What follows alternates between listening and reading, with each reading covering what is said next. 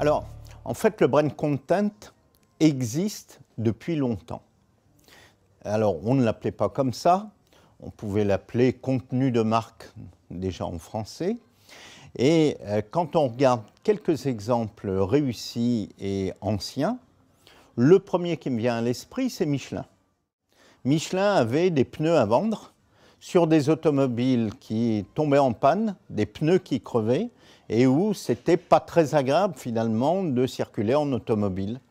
Eh bien, ils ont inventé des guides pour trouver les bons restaurants, pour s'y retrouver, des cartes, des lieux plaisants, et donc ils ont fait du contenu de marque alors qu'Internet n'existait pas du tout. Le deuxième élément, et là le public participait pas vraiment. Après, au bout de quelques temps, il a eu son mot à dire pour dire bah oui, tel restaurant, je suis d'accord, il est bien, et tel autre, il est pas si bien que ça. Et puis après, il y a eu par exemple Citroën et la croisière jaune, où globalement, on a passé des 2 chevaux à plein de gosses, plein de jeunes, qui se sont mis à sillonner le monde et en particulier l'Asie, et qui ont montré, et là on était en vrai brand content physique en quelque sorte, en participation physique, et qui a montré que la 2 chevaux c'était complètement increvable, et pas uniquement dans les rues de Paris et les rues de Lyon.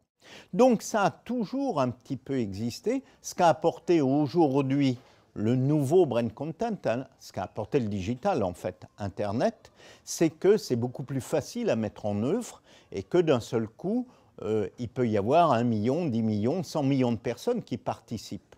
100 millions de personnes ne pouvaient pas participer à la croisière jaune.